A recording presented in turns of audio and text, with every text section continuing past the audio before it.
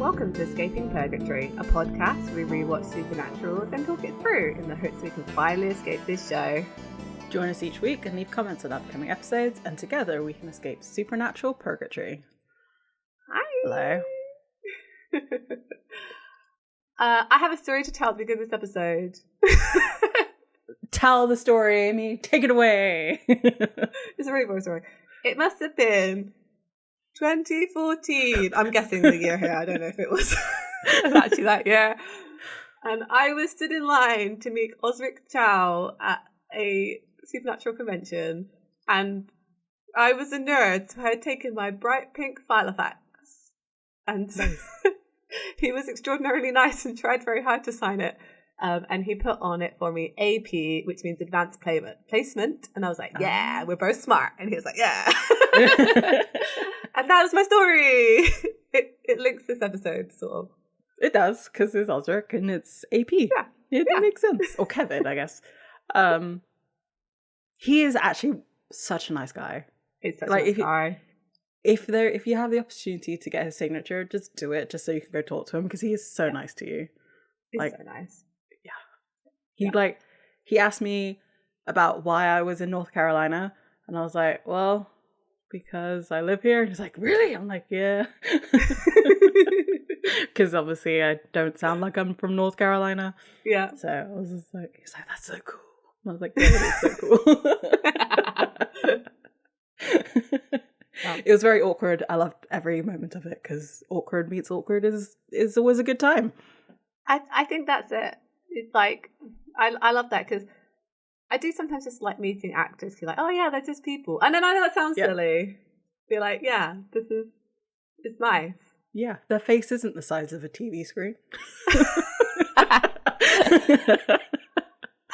I think it just makes you respect their craft a bit more, right? Because you're like, yeah, they clearly are. What? This sounds so stupid. They clearly are playing a different person on TV. And that is a skill to be able to do that. That's very true. Yeah. Mm-hmm. Yeah. So this episode is season 7, episode 21. We're getting there. We only got 2 more episodes after this. So close. Yeah. Yeah. Reading is fundamental.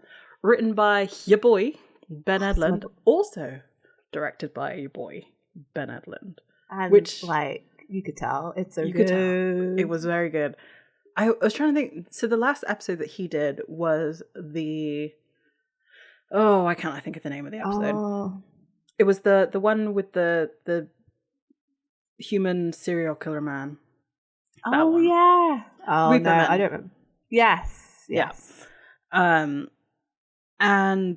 I didn't feel like that was much of an Edlund episode. No. This was definitely pure Edlund from beginning to end. And I mean, it feels like he had complete creative control over the whole thing, considering he directed it too. Just because the jokes were really off, really off. I mean, not badly off, but just the whole pull my finger thing and just making it super awkward. But then he also got all of the emotional beats. Like I was saying to Amy just before that, maybe this has more of an impact because we know what happens to Kevin, but Kevin's last line in this episode just really destroyed me. I'm sorry, Kevin, your dreams are destroyed now that you've met the Winchesters. It's the worst thing. I was actually thinking about this earlier as well. I think Kevin, of all the characters in Supernatural, I feel the most sorry for, because he never got a choice about this. Everyone else could have left, right? They could have left hunting, they could have tried. Kevin never had a choice, and he never wanted this, and it just ends badly for him. Yep. And then what happens to him in the end? Vile. Even worse. Worse. Yeah, no, they did Kevin dirty in this show, and I have no idea why that is. No. He's 16 years old. I don't think he gets past 18. It's awful. Yeah, this poor kid. That's all I have to say about that. I don't know. I don't know how to express the depths of my poor Kevin. And the Winchesters just treat him so badly the whole time. Yeah. Yep. They just use him like a tool to read their stupid tablets and then discard him, and they're not even that sad when he dies. Right? Like, I feel like they had more sympathy for Donatello. And Donatello was like an old man. He got to live his life. Yeah. Yeah. I know they lost his soul, but like, who cares? Yeah, who cares? You destroyed Kevin. I feel like they really, and this is getting ahead of us, I feel like they really missed a trick actually in killing off Kevin. That was really hard to say. Because he could have totally just replaced Donatello's character, I think, in those final seasons. Yeah. And I think that it would have been, he's a fan favorite. Like, people would not have minded him being in it more. Yeah. Yeah. A moment of silence for Kevin. Yes. Pour one out for him. Yeah. But I mean, this episode was really, really good. I really enjoyed it. Mm-hmm. It has everybody besides Crowley. Crowley's the only one who's not in this one. Yeah. But Meg's back. Cass is back, obviously. I feel like we're missing Crowley. I feel like he's like conspicuously absent. Like I would have expected him to be in this episode, and I'm like, you should have just given Mark Sheppard some more money because he needed to be in this episode. I wonder what he was doing at this point. I think he was working on the show Leverage. He was like a season regular on that, so I think that was where he was at. So like his availability just might not have been there. That's so they just kind of like substituted in the truckers. Yeah, I just think it felt like he should have appeared. His absence was felt. Yeah, like at the end of the episode, he should have been there, and they should be able to get away from him. I don't know.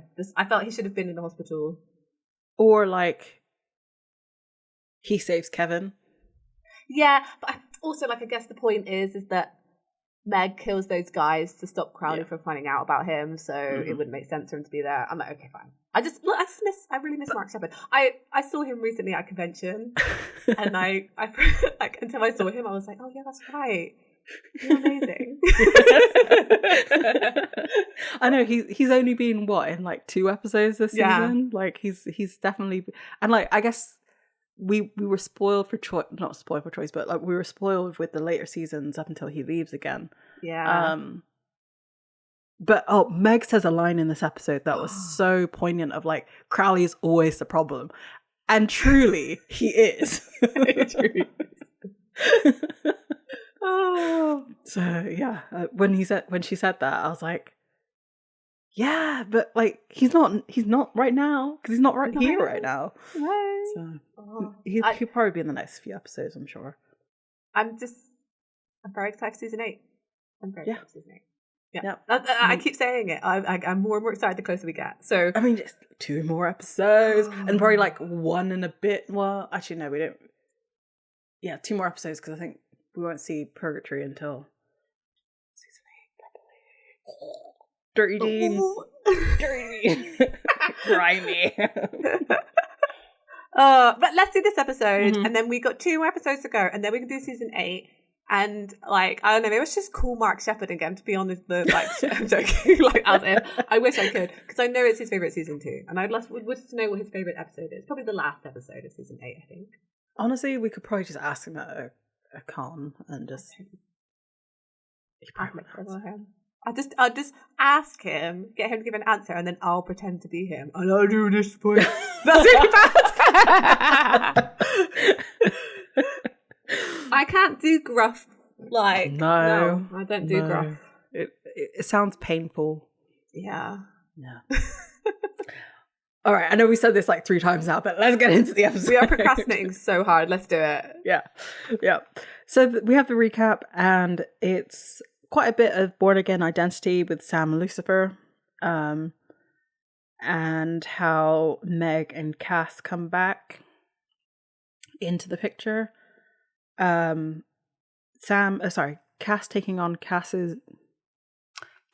taking on Sam's corruption, and then sort of just leaving him in the hospital, and Meg being all smug, being like, yes, you'll make a great nurse, Miss Masters, whatever the fuck the line was, I can't remember. And then we get a bit of the last episode where they exploded the borax in Dick's face, and they've done the like switcheroo with the cases. So they now have the slab of dirt, but they don't know what it is, and they're going to drive away and figure out what it is. We are then treated to a cello solo by Kevin. Ooh. I just wrote Kevin! ! I was thinking along the lines of Home Alone, where she's like, Kevin! that was my reaction to seeing him on screen. And he's playing a piece by Bach. It sounds lovely. I didn't go back and actually listen to it proper, which I might do afterwards, just because I do like a bit of classical music every now and then. And you can clearly see that he's intelligent, because he's got this National Scholastic Society certificate and loads of other things on his wall that it just shows that he's, very, very clever. It then cuts to Sam and Dean as they get to like this open area, abandoned warehouse, whatever. And they put the case on the table and open it up. And they're like doing some research. It then goes back to Kevin, and his phone goes off. And telling him that cello practice is complete. A girl is calling him as well. Yeah. And they're basically being teenagers. Like, just before you go apply for universities, you're trying to figure out what you're going to do, how you're going to apply, and how you can have the best grades. And this girl's really like hyping him up, but also like, don't worry about it, you'll be fine, you're always perfect, kind of thing. Yes.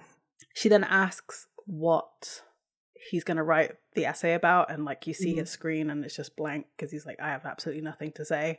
Yeah. I'm just like, Kevin, you're gonna have too much to say. So soon. I know. And he even says here, I'm so screwed. I'm just like, Kevin, you have no idea. You really don't have any idea. Yeah.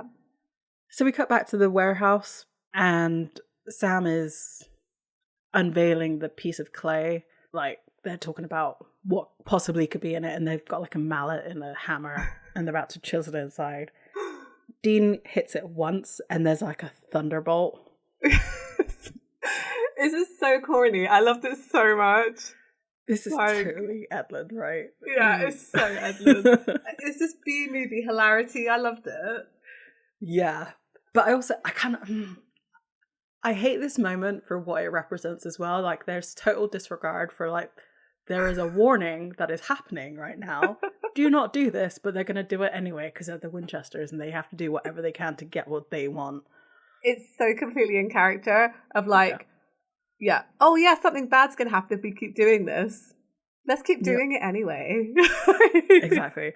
Like, Dean even says, so it cuts back to Kevin, and it cuts back to them, it goes back and forth, but nobody says anything until Dean does say, that sounds like somebody saying, no, wait, stop to you? Yeah. Oh well. Like, no, not oh well.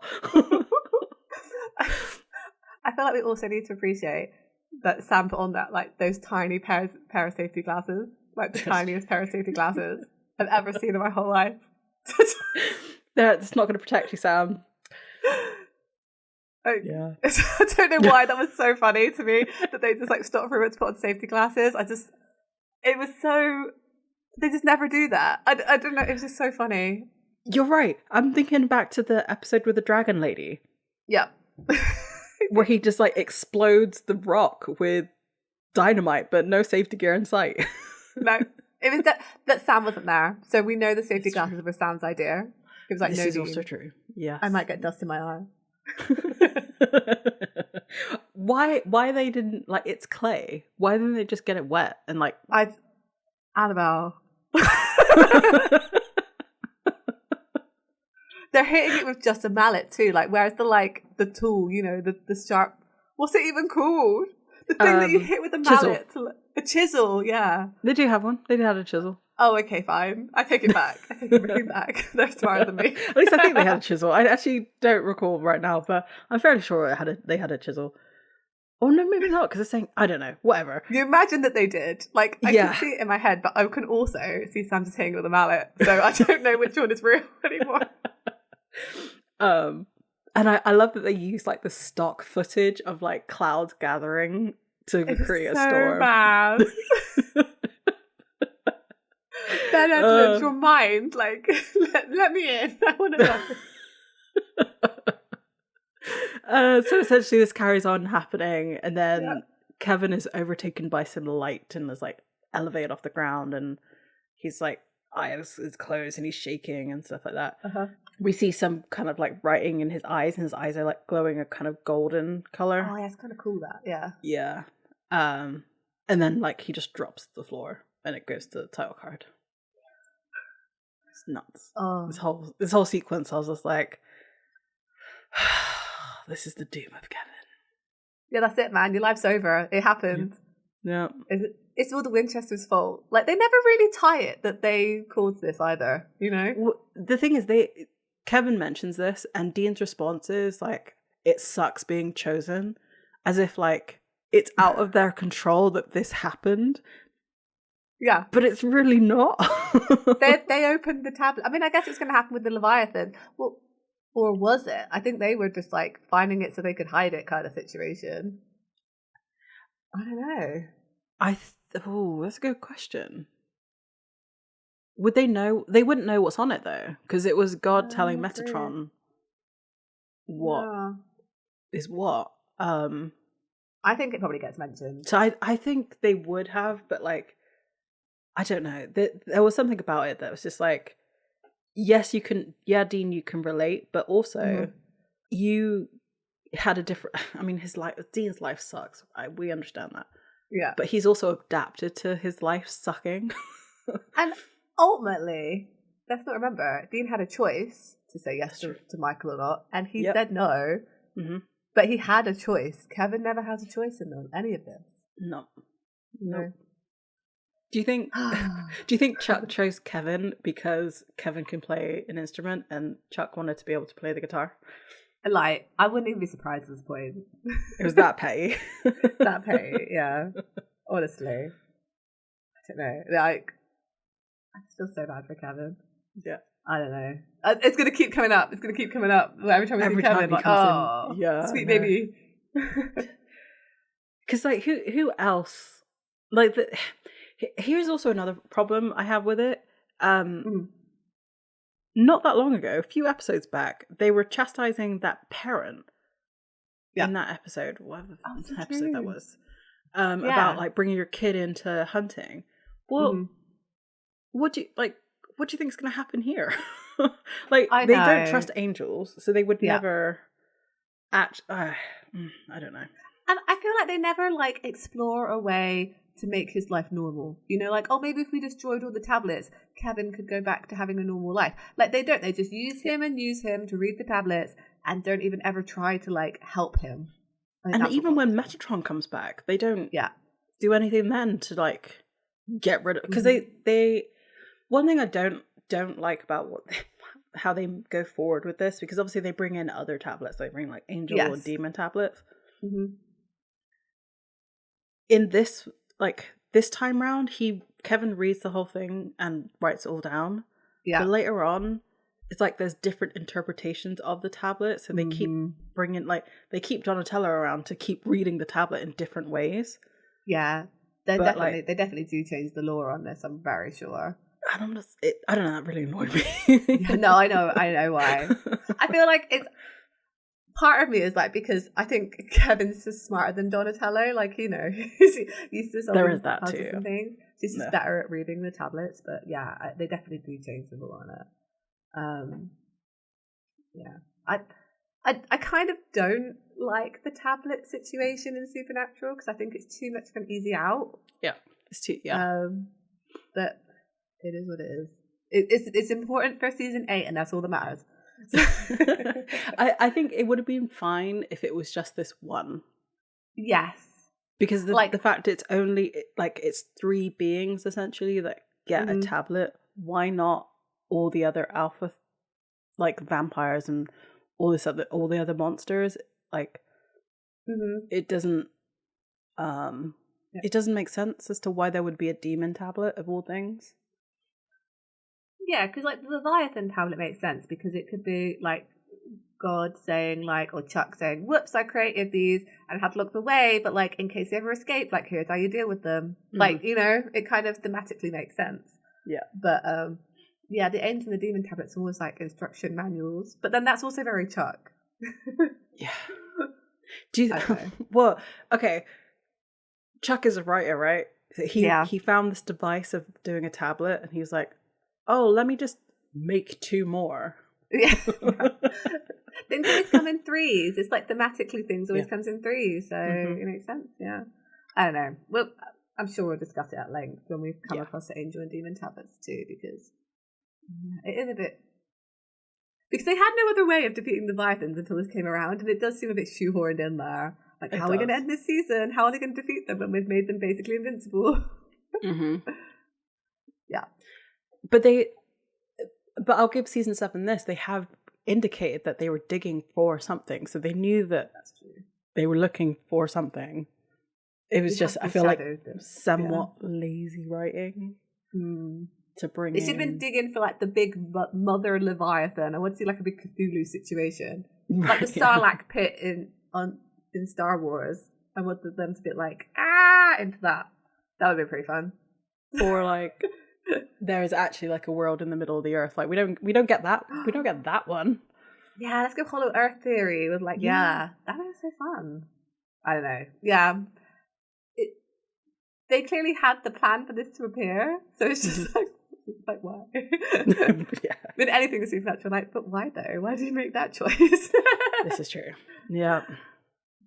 Okay, so we go to see Castiel.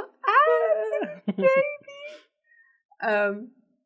And he is just like asleep, you know, in bed, all cozy. He's not that cozy. He's just like, it's not like Pharaoh sleeping. Yeah, exactly like that.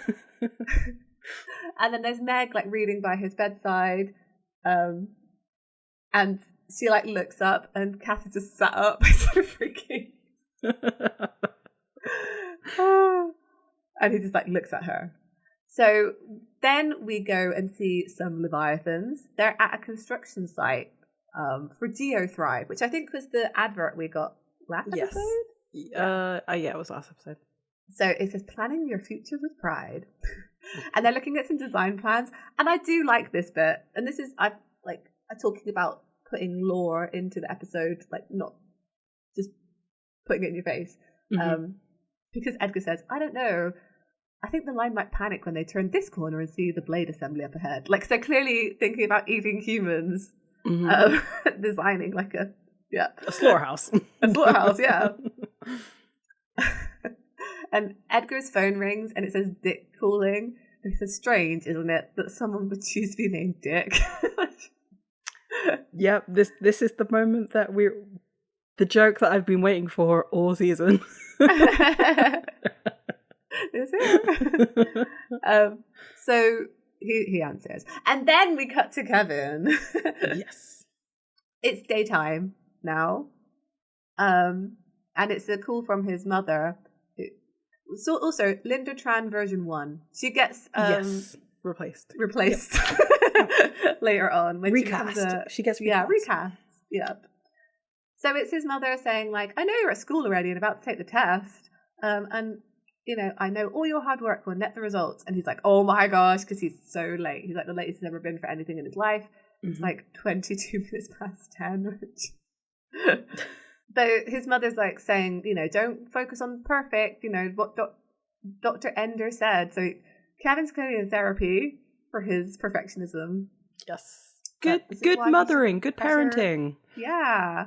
Yeah. I feel like it's undoing probably a lot of pressure that she put on him previously. That's true. This is true. Yes. Yeah, you're right.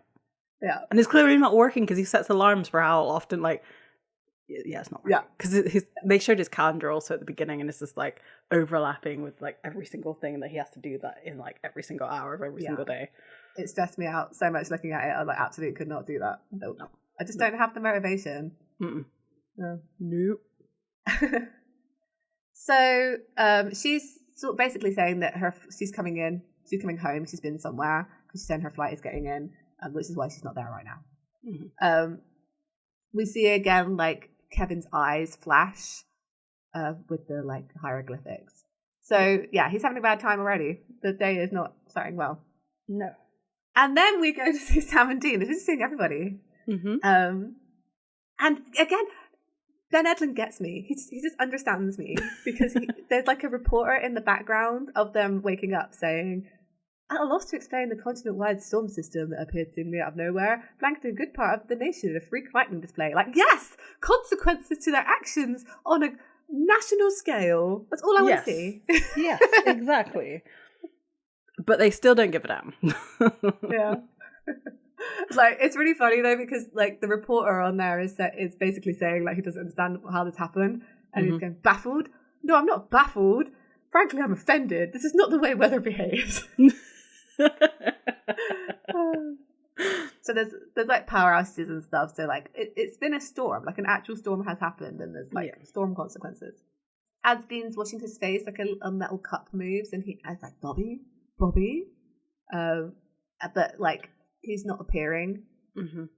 So Sam theorizes that whole kerfuffle that they had with Dick Roman basically took his ghost juice. Yeah, his that is mojo. one person who's not in this episode actually is Bobby. That's true. I don't even know how they would have even brought him into this episode. Really, he probably would have chewed them out for doing what they just for did. real. Like, are you kidding me? This is just a kid. Are you guys like, Bobby, we need you back. We do. Sam's explaining that like last night, like every woman in the last month of her pregnancy like went into labor. Like there was that big storm. Dean says this one goes out to all the ladies. Like, yeah. She's like, okay, cool, omens. Like, you know, what's going on?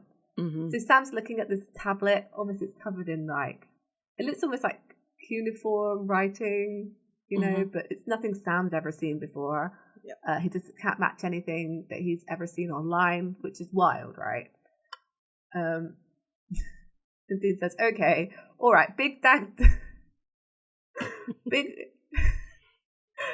Daddy Chomper lands here. He grabs himself some dick, and then he starts secretly underwriting university departments, pouring money into digs, all for this, like the tablet. Yeah. Why? And there's like some, I don't know. Let's just figure it out. So they decide to go to Rufus's cabin, but Dean says, this time I'm doing the shopping. I guess in reference to Sam, like last time getting tracked down by his card, and also not getting the pie. That's what I thought it was. Oh, I thought it was a reference to the fact, you know, that the Leviathan like tracked them down last time. Oh no. Oh, he got cake when he couldn't go anywhere. That makes more sense. Fine. So they're just about to leave and Sam's phone rings. It's Meg. And Sam says, it's Meg, which I thought was really funny. And she says, what up, Bullwinkle? Which is a great, again, squirrel and moose with the like, explaining that Cass is awake. And Dean's like, Sam like comes to him like, Cass is awake to Dean immediately. I have to say, right, Jensen's facial acting in this whole episode is like, Cass is awake? Oh, my eyes light up.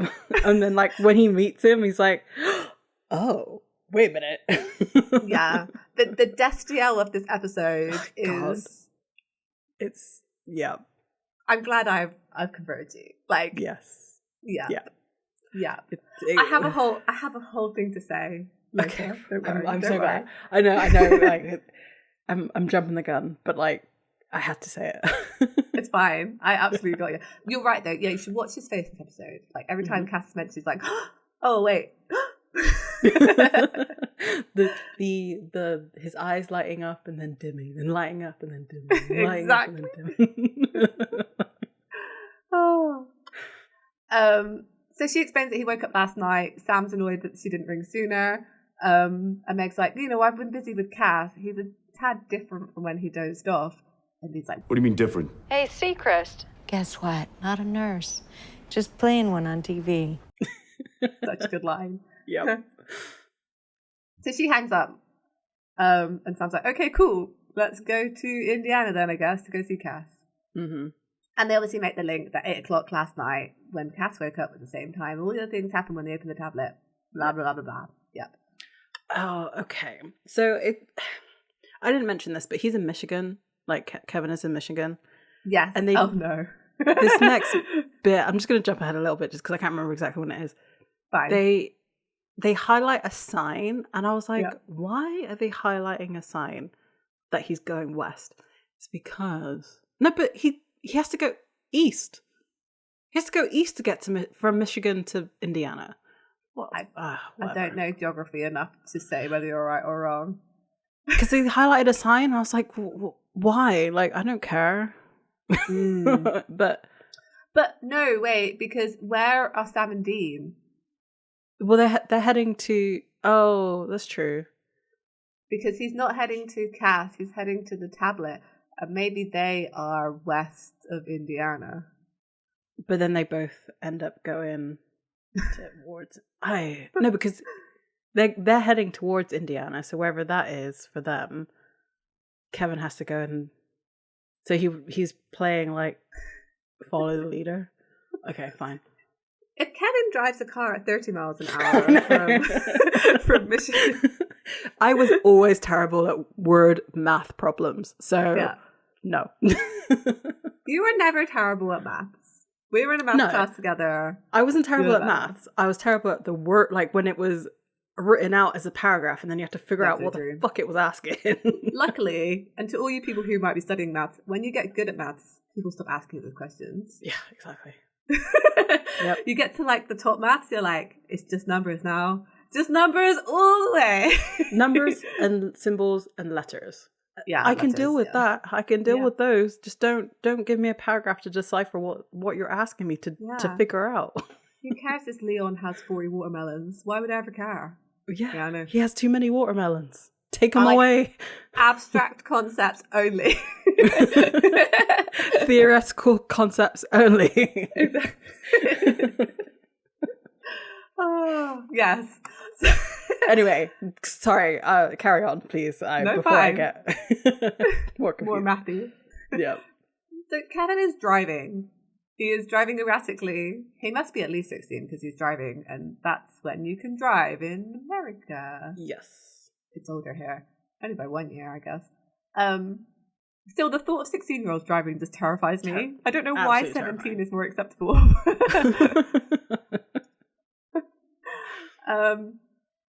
So, yes, he is his phone rings, and he answered the phone while driving, which, like, no, don't do that. Nope. It's Channing, who is his girlfriend or just a friend? I think they are girlfriend and boyfriend, but on her side, as in, like, Kevin's not socially aware enough. Like, he's on the spectrum. Let's be real. Yeah. He's on the spectrum. So he doesn't realize that she is his girlfriend. That I can see that. And also, like, I think he's just too busy, you know? Yeah. She doesn't come into his schedule. I get a 15-minute call with my girlfriend. Yeah, exactly right. So she's like freaking out because he missed the test, and student council and the quartet and like everything. And he's like, I had to take my mum's car. I had a seizure or something. And then he's like, I have been chosen. It is my birthright. Like, kind of super freaky. Yeah. And she thinks he's just cracked under the pressure, which, like, for real, girl, I think I would think that too. Yeah. He's like, she says, isn't this one of those overachiever teen meltdowns? He explains that he has to keep driving and not stop. Like, he's not allowed. Yeah. And she's like, not allowed? So is someone with you? They didn't make you take mother's car, did they? Kevin? And, like, he doesn't answer as he keeps on driving. Yes. Yes, he does.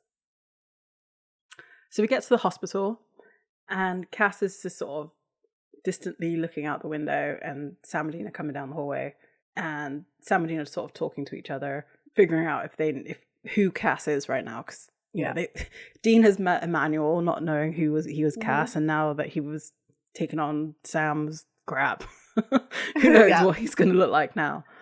An orderly approaches them saying, look, you're way past visiting hours, but then Meg shows up and says it's all right, and says, "Hello, boys." I love Meg. Like, Me too. I know we say that every time she's on screen, but I really do. Though you can really tell in this episode that Meg and Sam never reconciled what happened to Sam, because Meg 1.0 still, that's got to be on top of Sam's mind every time he sees her. Frosty. Yeah, I think. Yeah. And the fact that she calls him as well. Yeah, I know. I think he dig that knife in, a little bit more. I think so. The guy's name is Abel, which I thought was kind of funny. The orderly's name is Abel, or that's her nickname for him.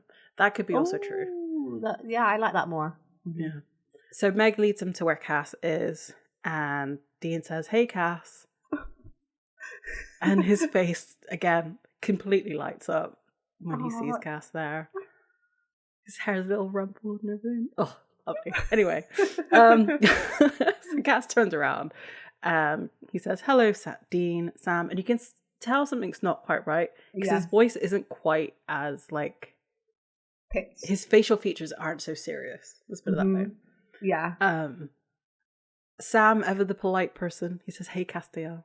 Like, you think his full name? Yeah.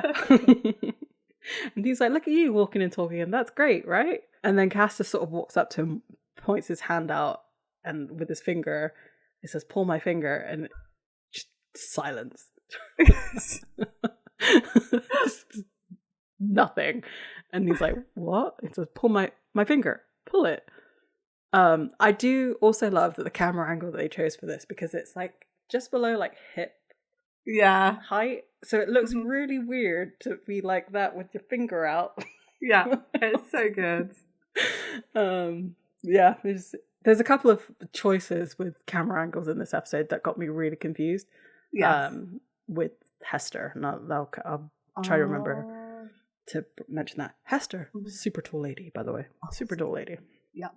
Anyway, so Dean plays along, he pulls the finger, and like all the lights explode.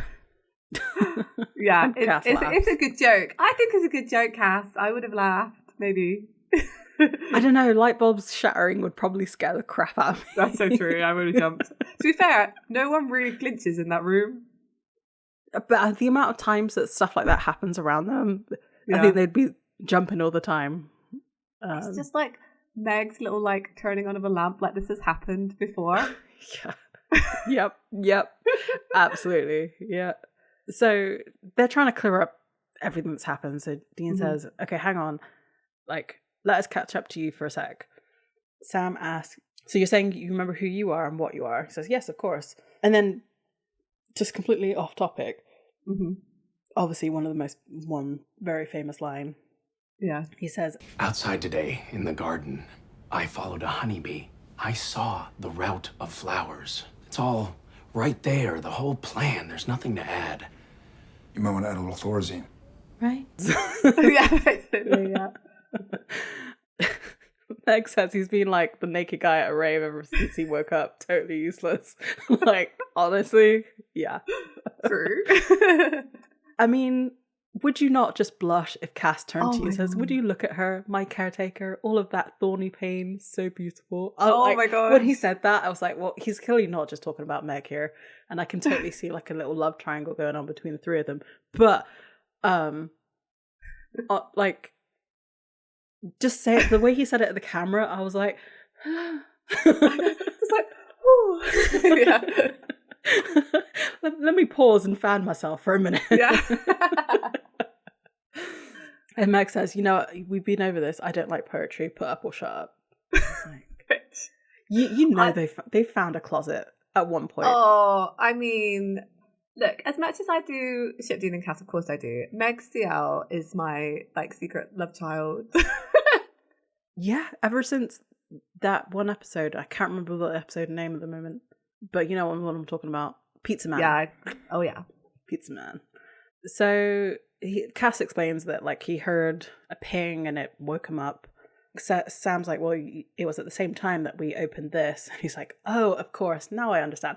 I love the way that he talks to them as if like it's almost like a "God damn it," but like it's much gentler. Like it's very It's backhanded compliments. That's what it is. He reminds me in his mannerisms of N-verse Cas. You know, like almost like slightly high. You know, slightly condescending. Yeah. Because he says, I guess that makes sense. What makes sense? If someone was going to free the word from the vault of the earth, it would end up being you two. oh, I love you guys. And he like hugs that afterwards. I love that like screen grab of him hugging them, like in between the two of them. It's just, I love it so much. With the like tablet in his hand awkwardly. Yeah. And they're like, Sam pats him on the back kind of like awkwardly. Mm-hmm. And Sam's like trying to get back on track. So you said something about the word. Is that what's written on there? Again, another iconic line about cats and their junk. So Cas starts to look at it and he's like, oh, it's the handwriting of Metatron. Mm-hmm. And Sam's like, Metatron? Are you saying a Transformer wrote that? I do love the way that Dean corrects him on this. What are you going to say? As much as I love 9/11, right? Dean should have said that line. No, I don't think so. But he says, like, no, you're telling me Sam D. Winchester doesn't know who Metatron is? Yes. That is true. Yeah. Because I love it. Like, I love the line. Dean should have said it. But who would have... I guess Sam would have corrected him. Sam would have corrected him. Yeah. Yeah. See, it's just the wrong way round. And I'm like, I wonder if they just... Like, it's just the wrong way round. And it bothers me every time I watch this. Because I'm like, there's no way Sam doesn't know who Metatron is. And also, Dean would be like, a Transformer? Like, I can hear him say it. Yeah. No, you're... Yeah. I wonder if... No, I don't... Sorry, Jared, but I don't think that was enough. Like, I think that was pre-written. I don't think that was... It was definitely pre-written. Like, for real, it's pre-written. And, like, I don't know. Maybe they just... I don't know. I just... There's a convention question for you. I hope someone's writing this down somewhere, because I'm not. Can you just ask if it was the wrong way around? Because, like... I just can't believe that Sam wouldn't know who Metatron is. And also, it's definitely something Dean would say. It is. I'm wondering if there was like a thought that they wanted maybe Dean and Cas together on something. Yeah. So that like it's a little bit of us against him. I mean, not really. I don't know. There's something about that. Like I agree with you. It did feel off when it was this way around. But I also loved that it was Dean correcting Sam for once. Maybe that's why it was this way. It's just like, now's not the time. Yeah. But I love this whole bit. The bit is good. The bit is very good. Cas says, Metatron, he's an angel. He's the scribe of God. He took down dictations when creation was being formed before Chuck decided to become a writer. Yes. So, I mean, okay. Here's where Cas confirms that it's one of the words of God. Yeah. So maybe there's like a human tablet out there. That would have been interesting. That would have been really interesting. So if they had found that one. And Sam's like, well, what does it say? And he's like, tree, horse, fiddler, crab. I can't read it. It wasn't meant for angels. I love him so much. Meg's like, what are you doing with the word of God? And then they try to, like, Meg tries to grab for it, and Dean tells her to back off. Mm-hmm. They start a little bit of a shouting match, and Casta says, don't like conflict, and like disappears, but drops the tablet onto the ground, and it just breaks. I 100% wish I could do that. Oh god. It's like, I'm out. Bye. Peace. I mean, you can. You technically can. I mean, it can't be instant, but you can just walk away and be like, well, I don't want to deal with this. See what happens. I do need to remind myself at times that, like, I'm an adult. I can just leave places. Yeah. No one's making me stay, you know? This is true. Yep. Yep. Dean's like, well, what the hell was that? And Meg says, well, you heard him. He doesn't like conflict. He's down in the day room. I guarantee it. Dean's going to go handle Cas. Oh, yeah. He'll handle him. And I love the way he turns to Sam's like, will you pick up the word of God? That we broke. Why do you think they broke it? Is it to show the power of a prophet? Because they have to establish what a prophet is, because Chuck and Kevin completely different. Yes, I think that's the case, and also just to show how off Cas is, because no way previous Cas would have just accidentally broken the word of God. True, he would have revered that with the highest. Yes. Also, this backs the theory, because Ben Edlund got to sort of write the blueprint for what a prophet is. Mm-hmm. And you found confirmation that he never thought that Chuck was God the entire time. He was never a prophet. Yes, so this is him establishing, like, no, this is what a prophet looks like, not Chuck. Sneaky Ben Edlund. Yeah. I mean, this is total conjecture and, like, speculation, but absolutely 100% true until confirmed otherwise. Like, yeah, I think it does.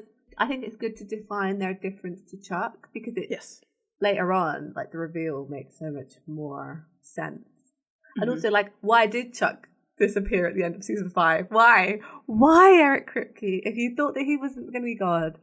I do like the ambiguity of it. Mm-hmm. Yes. Yep. I'll say that. And they because after this they established, like, because it would be implied that there would be other prophets that would have popped up after Chuck if he was a real prophet, but one doesn't appear until they crack the word of God. So true. He was never a prophet. Yeah, I like Ben Edlund's being like, no, he wasn't a prophet, guys. I'm just going to shove this in here. Don't look at it too closely. This is all a very tense conversation. It's firstly one-sided between Meg and Sam. She asks, what are you caught up in now? Sam doesn't answer. She says, I deserve to know. Sam still doesn't answer. She's like, she basically acts like a mum's like, fine, I'm going to leave then. Yes, fine. You're not going to answer me? You're not going to follow my instruction? Then I'm just going to leave you in the shop and see what happens. Yep. Because she's like, I'll hit the road and then I'll take my angel. Mm-hmm. Sam then, like, just leaves the word of God on the floor.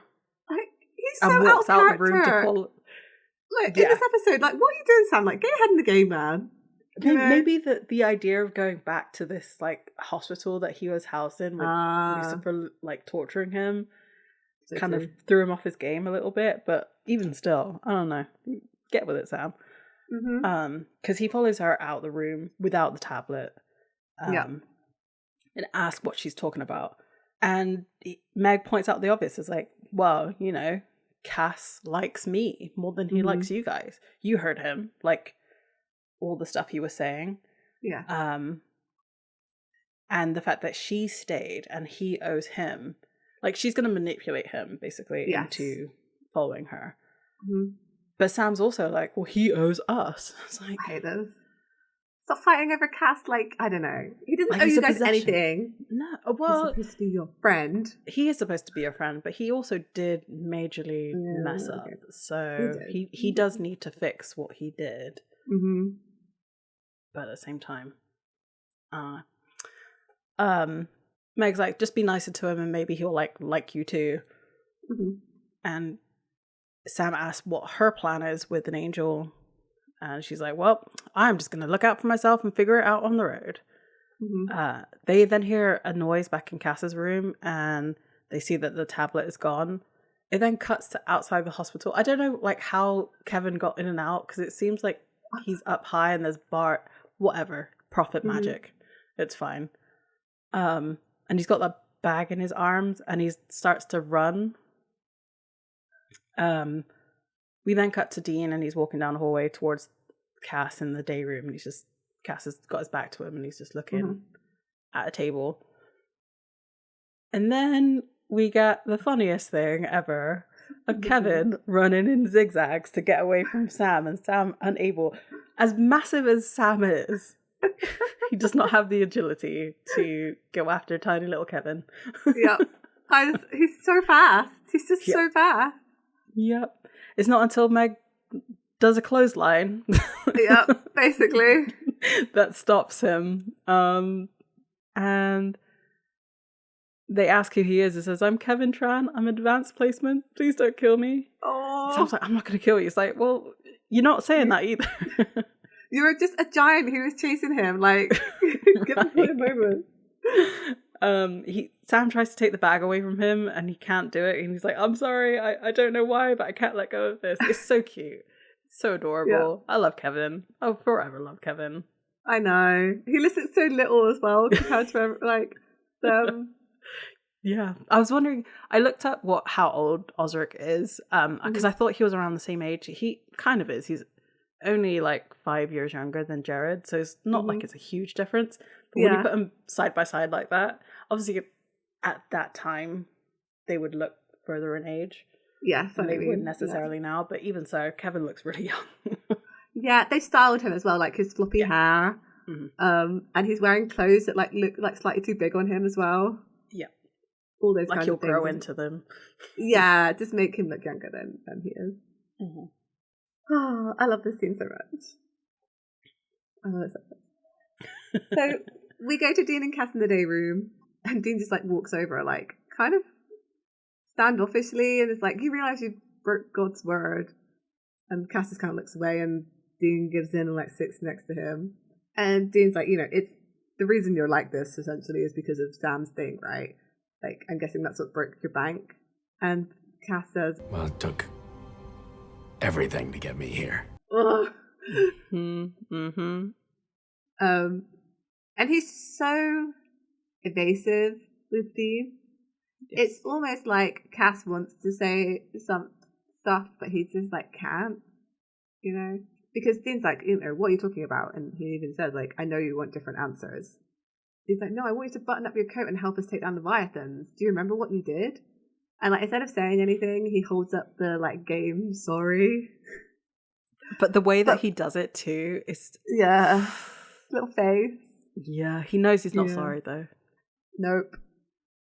Yeah, it's like it's like condescending almost, right? It's almost like it's an angel finding his free will, right? Yeah, it really is, because it's the angel level of indifference towards humanity, but like then choosing not to care on top of that. Mm-hmm. Yeah, because he like I said, it took everything to get me here. Like everything that happened is the reason why he's here. Like I know it sounds stupid, but like of course it is, right? But also he wouldn't be here if it wasn't for everything that they did. Yes. Yeah. That is definitely the way that I'm taking that. It's like everything that the silent part you did. Yeah. Yeah, because he could have just stayed an angel, like helped bring about Armageddon. Yep. That green room, man. That's what did it. The fool. I'll never forget that. That's gonna live in my brain forever. Oh yeah. It's so good. Yeah. So Cass like shakes this sorry board. In the UK we don't call it sorry, we call it Ludo. Oh really? which I was get confused about this game. It's called Ludo. Maybe they're a different game. I don't know. Mm-hmm. But although like the pieces appear on the table, and he just says, "Do you want to go first?" We go back to Cassiel's room where they've got Kevin sat on the bed looking. The camera angles as well make him look small because they're shooting him from above. Yeah, from Sam's point of view. And they're like interrogating him, essentially like, "Oh boy, you did it now." And he's like, "Don't hurt me." So he's explained that he doesn't know what is in the bag. He just knows that he needs it. And Sam's like, "Well, open it," So Kevin does. He takes out the two pieces of the tablet and he kind of sticks them back together with some magic golden glue in like a flash of white. So yeah, he's a super magic prophet guy. The color that they use for the Word of God, the hieroglyphics and stuff, is very similar to like Jack's magic. Yeah, I was thinking the exact same thing. Yep. So back in the day room with Cas and Dean, Dean is playing the game with Cas. Yeah. Because he wants to be good friends. He's trying. He's trying to repair the friendship that was broken. Cas does this whole monologue, which I also super love. He says, "We weren't sure at first which monkeys were going to make it. No offense, but I was backing the Neanderthals because their poetry was just amazing."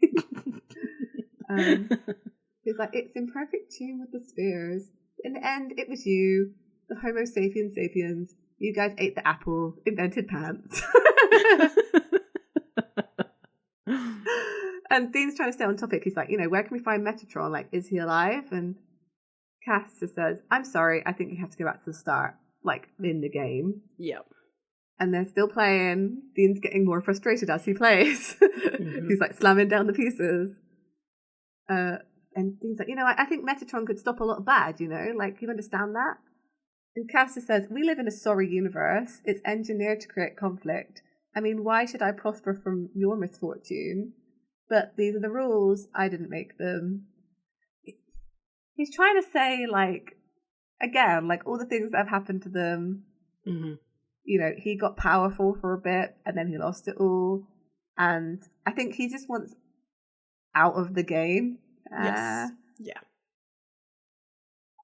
And to not be involved with them anymore. Yeah. As much as he loves Dean. Right, because like him gaining power was because he ignored all the warnings that Sam and Dean were trying to give him.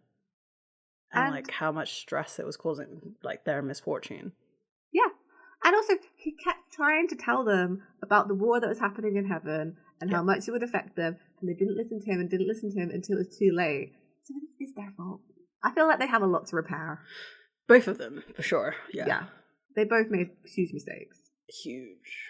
Yeah. I mean, Cas did kill a lot of angels. I feel like that's maybe worse. But not for Sam and Dean. Yeah. Well, it does. Because he did it on the behalf of Sam. Yeah. I mean, that's why Naomi hates Cas, right? So. Right. Or hates the Winchesters because it's all Cas. Yeah. It's a huge tangled mess. And essentially really they need to like wipe the slate clean, essentially. Yes. And then like I guess Dean kind of figuratively does that because he like knocks the board off the table. It's like, forget the damn game, like, forget the game, Cas. I'm sorry, Dean. No. You're playing sorry. Oh! But it's true. It's true. I don't think he is. I think this whole situation put into perspective how much Cas has given up for the Winchesters. So why should he be sorry? I think he does blame them for the situation that he's in. And like kind of rightfully in a way. But it's almost like I think he's almost like angry at Dean for like tempting him down this path. Because he's an angel and he fell, well, sort of. And it's a lot. Like, listen, their relationship is incredibly complex in this. Yes. Like, the things that they do for each other is so wild. Like, they should have nothing to do with each other. Nothing. Unhinged behavior. Yes. Cas needs to stay well away. Dean also needs to stay well away. And maybe there'll be balance on Earth. Alas. The ending is making more sense now. No, it's not. But maybe it is. It's not making sense. Don't even start with me. Yeah, basically, it needed the angel out of the picture for them to go back to their regular selves. Yeah. Yeah. That was never going to happen, though. They had a half angel, half human child together. Like, it's never going to happen. He looks like both of them. But I still, like, I just want to shake the hand of the casting director of Supernatural. Like, good work. Good work. Good work. Yeah.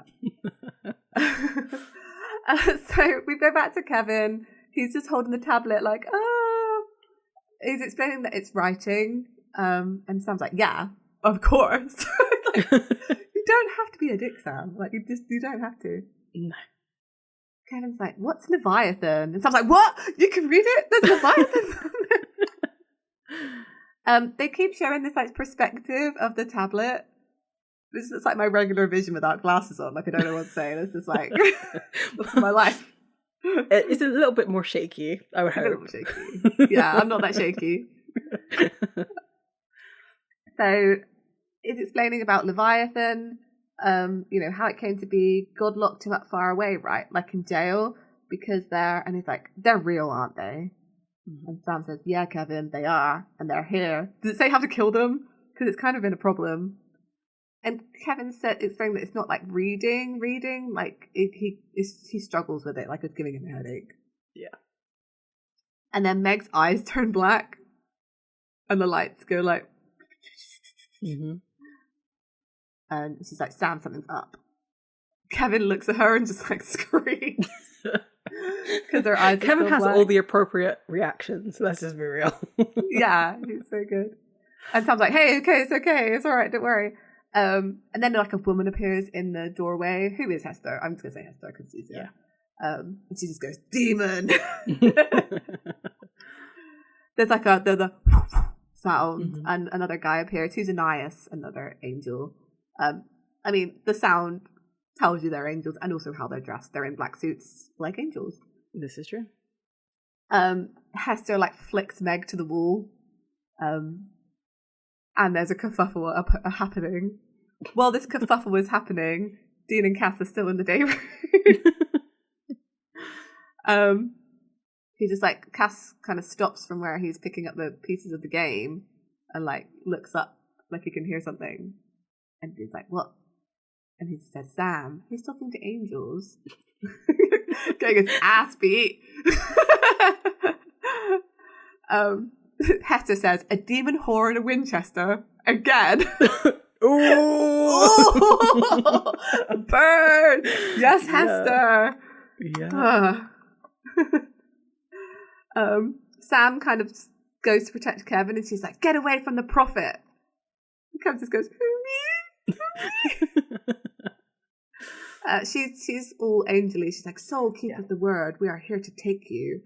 And then she directs Ananias, who goes, kill the demon and her lover. I love this because they both hate it. Just thinking about that makes me uncomfortable. Because Meg's even like, no, we're not. Why would you think this? And Meg like goes at Ananias with like with an angel blade. And Hester's like, oh, where did you get that? And then Cass appears, so we know where she got it from. So say it. Well, she said that she got it. There was like a lot of angels died this year, so I think she just found it on a dead angel. That's fair. Yeah, okay, fine. I don't think she said Cass's. You're right. So Cass appears, and Ananias is like, oh my god! It's Castiel! Honestly, he has the same reaction that we do whenever we see Misha. Yeah, it's just like, it's so true. He's like, Castiel, you're alive? Hester's not as pleased to see him. No. She's like, you smoked thousands in heaven. You gave a big scary speech, and then you were gone. What the hell was that? I mean, fair. Yeah. So fair. And Cassius says, rude for one thing. Ananias is a Castiel fanboy, you know? Yes, yeah. Because he's like, where have you been? And his eyes are all wide, and he's looking at him like he hung the moon. Mm-hmm. Castiel says, I know you want answers. I wish I could be that. There are still many things I can teach you. I can offer, well, perspective. Here. And he like points his finger at Hester. He's like, pull my finger. Nobody does anything. And he's like, oh, Meg will get another light, and then we'll blow it out again. And this time it'll be funny, and we'll look back and laugh. And I'm like, oh my gosh, I love him so much. Mm-hmm. Mm-hmm. He's trying so hard to diffuse the situation to prevent the conflict they were just talking about. Yes. But it's not happening, because Hester says, you're insane. And then Dean's like, hey, that's my guy. Only I get to insult. Yeah, only Cass. I'm mean to Cassia.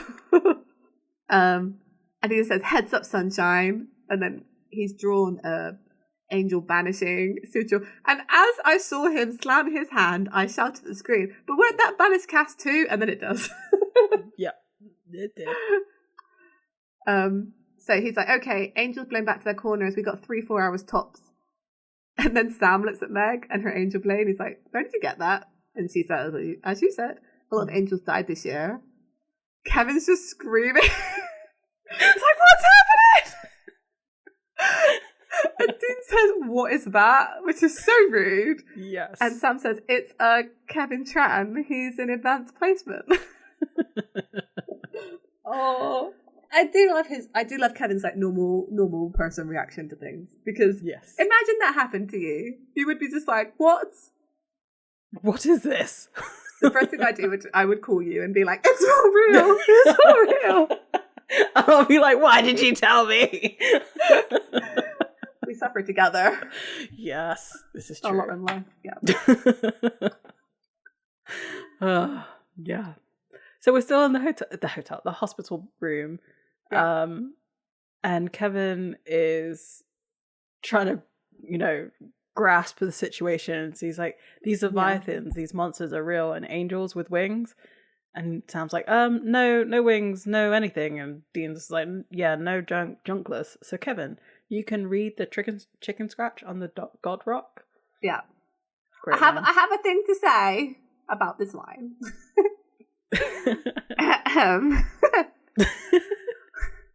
For many a year, this is like, I'm starting the whole entire thing.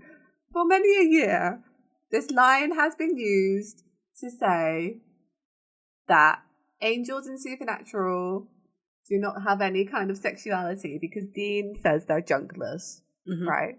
Mm-hmm. Now, this is my full like shipping hat on. I've got it on. Got it. My interpretation of this line is that's just what Dean thinks, right? Because I don't. This is my full Destiel rant. I don't think that, and I think Dean does love Cass, right? I think I've always thought that in Supernatural. I think they have a thing for each other. Well, I think Dean has a thing for Cass. I don't think, and I think this line proves it, that at any point Dean thought Cass could ever return his feelings because he's an angel, right? And I think he thinks that right up until 15-18. I agree. Yep. And this is proof of that. He's like, they don't have feelings, right? They don't feel like that to anybody. He's telling Kevin that's the case. And I think you see more evidence of that through the seasons of Dean kind of loving Cass and thinking that he couldn't possibly feel the same way. I think back to the like gas station situation season 9. And that's why he's so shocked in 15-18. The more I watch that, the more I love it. Mm-hmm. Like, I know he doesn't say anything, but I think that's so Dean. It's just perfect. Right. Yeah. Because he's so shocked. Because he's like, all these years, and you did feel the same. Mm-hmm. Anyway. No, that's my Destiel rant. I 100% agree with you, because he knows that they're not junkless because he slept with Anna. Oh, so true. Yeah. So, like, he knows that's not true. So why would he be saying this if it wasn't more of like an emotional angle to it? And he's just had the whole conversation with Cass of them not saying sorry to each other and talking about like how they've been trapped in conflict and Cass wants to leave the game. So the moment Dean thinks that Cass wants to leave them and be done with them, which is kind of true, right? Yeah. And that's why he thinks he couldn't possibly return his feelings. But again, in this episode, he's so happy to see him. He's so happy that he's back. I mean, Sam is too, but not to the same degree. It's different. It is different. And you can tell just by the way that he greets Cass. He doesn't call him Cass. He calls him Castiel. Yeah. He's elevated him again to angel status. Yeah. Whereas Dean is like, no, you are amongst us now. You are as flawed as we are. You do not get to put yourself above us anymore. And as much as I think Cass and Sam are friends, I believe that he broke Sam's mind initially to distract them, right? Which was a bad move. Mm-hmm. I think he took on Sam's hell trauma for Dean. Yes. To bring him his brother back. Yeah. just the same reason why he got Sam out of hell. It wasn't for Sam. No. Nope. It was for Dean. Because he was stood watching him break leaves being sad. Never forget how long he stood watching Dean break leaves. Yep. Yeah. Yeah. That's my Dusty Old rant of the day. Because I have seen this being like used by people to say like, oh, then angels don't have feelings because this is what Dean said. And I just don't think, in my opinion, I don't think that's the right interpretation of mine. But I understand. That's not hating on anybody else. This is my opinion. And I think it lessens the blow, right? Yeah. If you tell yourself if you tell yourself someone else can't have feelings, it means that you don't expect anything from them. Right? I'm like, that's so deep. Yeah. And I just, the more I'm rewatching this and like get Ben Edlund, like, yes, you get me. The more I love 1518 so much, and I'm so glad they did it, and it just works so well, and I just love it so much, and I just wish they'd done the new season there. Or done more with what they had, but I don't know how I'm going to watch that again. You don't understand, right? I mean, I'll say this again when we watch the episode. I was shaking. Yeah, I was a blubbering mess as well afterwards. I pretty much as I am right now, speechless. Right. It's yeah. I almost want to do like a live rewatch on that one, but I don't know how that would go. But I don't know how we could do it. Maybe we could do like a test in between and see how it would go or something else. But yes, that's my view on that line because it's bandied about a lot, and I just wanted to say my piece.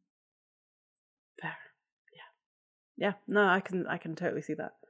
I love that. So as we know, I'm not in fan spaces. Yeah. So I like hearing it through you as well as your own opinions on it. I love it. It's great. Thanks. I appreciate you. So back to what is in this episode. Dean wants to know what's on the tablet, essentially. Yeah. Dean's like, is there like a spell on here that's a how to punch dick recipe in there somewhere? And Kevin's like, I don't know what you're saying, but there is in case of emergency. And he's like, what do they mean by profit? And Dean's like, oh, really? That's what they said? It's like, yeah. Kevin says, I don't want to be a prophet. And Dean's like, nope, you don't at all. I guess because they're thinking of Chuck. Right? They still think Chuck's a prophet. Yeah. Meg reminds them that, they've got a vamoose because they got some angels after them.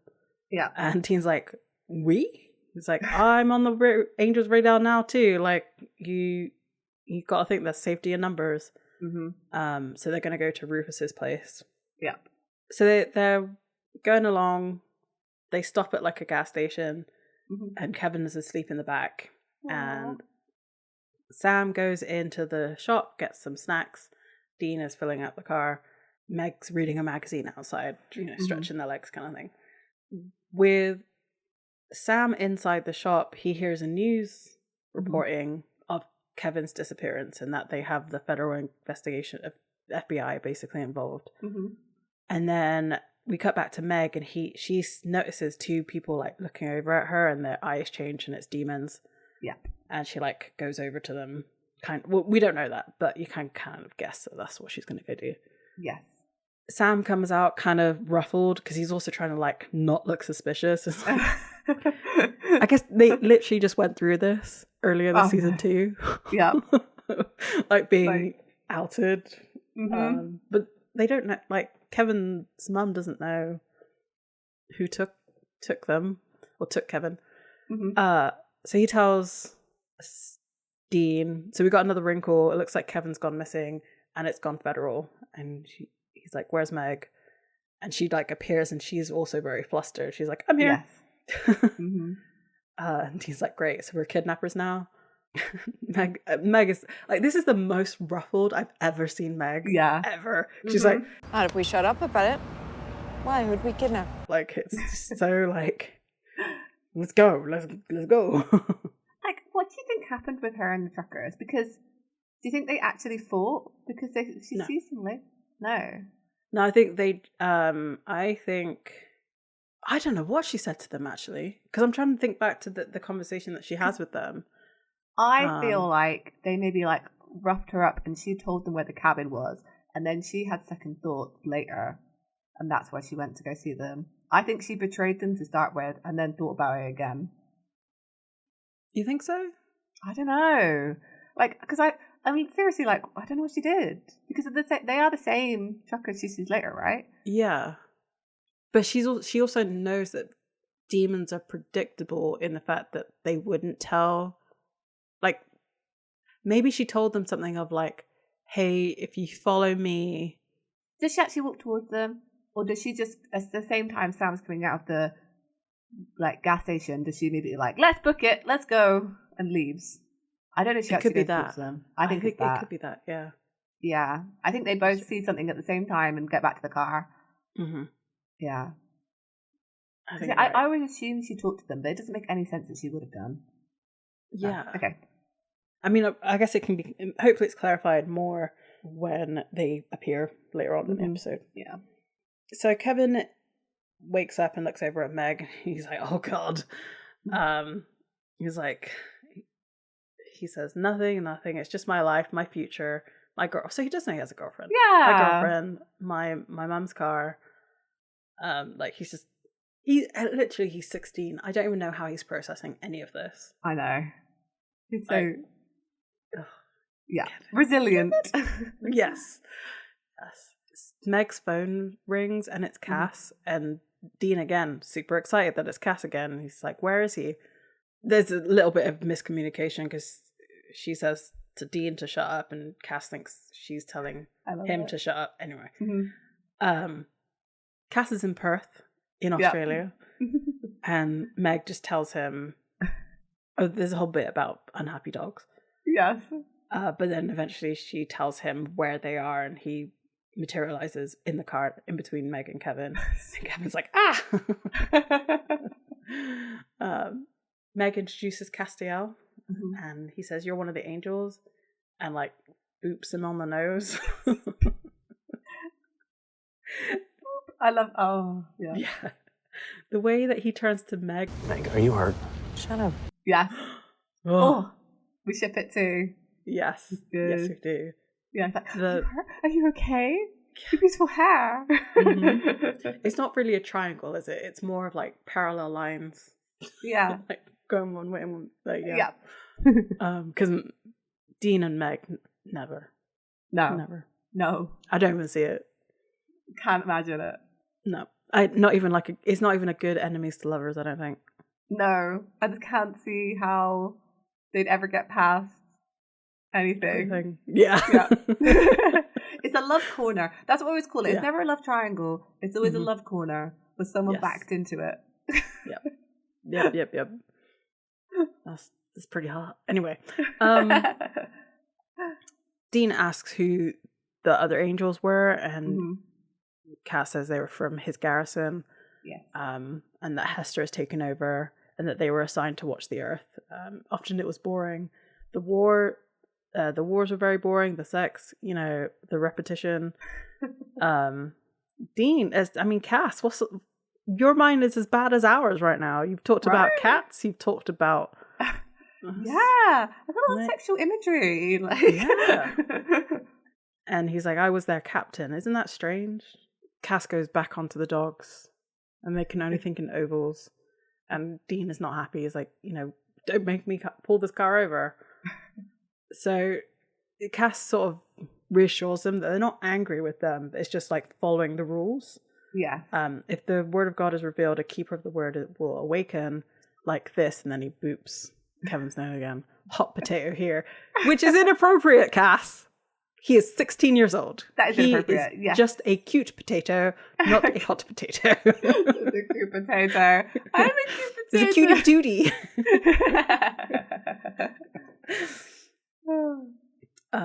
Which I think it's more of like a you know, when you're playing hot potato, like you throw it between. I agree. Yes, I think it's more that than anything else. But it's just the fact that he just talked about like how sex is like repetitive to a 16-year-old too. Edland, naughty, no. And Kevin's like, stop that. Basically, the plan is that they have to take the Keeper of the Word to the desert, where he'll learn the word away from men. Yeah. Dean, always thinking of weapons. He's like, no, that's not how we're going to do that. He's going to tell us how to use it. And Cass is like, oh, that's God and his shiny red apples, as in like, you keep knowledge away from man. Mm-hmm. Tempting. Kevin's like, away. Yeah. Exactly. Kevin's like, I can't live in the desert. I'm applying to Princeton. Essentially, they have to duck the word of the Hester and everybody so that they can't come after Kevin. And Sam then asks, yeah, you're in our corner, right, Cass? And Cass says, no, I'm not fighting anymore. I watch the bees. Like, he's trying to take himself off the board. Yes, 100%.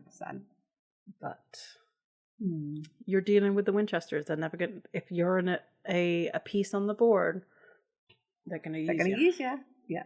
Yay. Yep. So Sam and Cass are angel proofing the Rufus's cabin, but Cass tells him not to put any angel banishing sigils because it would also get rid of him. And then Dean leads Kevin downstairs, and Kevin's like, this is a sex torture dungeon, isn't it? Oh, poor baby. I mean, with the conversation that you just had with Cass, I'm not, and then all the like knives and sickles and torture devices that they've had, which they have used as a torture room. I honestly thought Dean was going to be like, no, it's not a sex torture dungeon. It's just a dungeon. Like, it's just a torture dungeon. And he's like, you know, come sit down and like just read.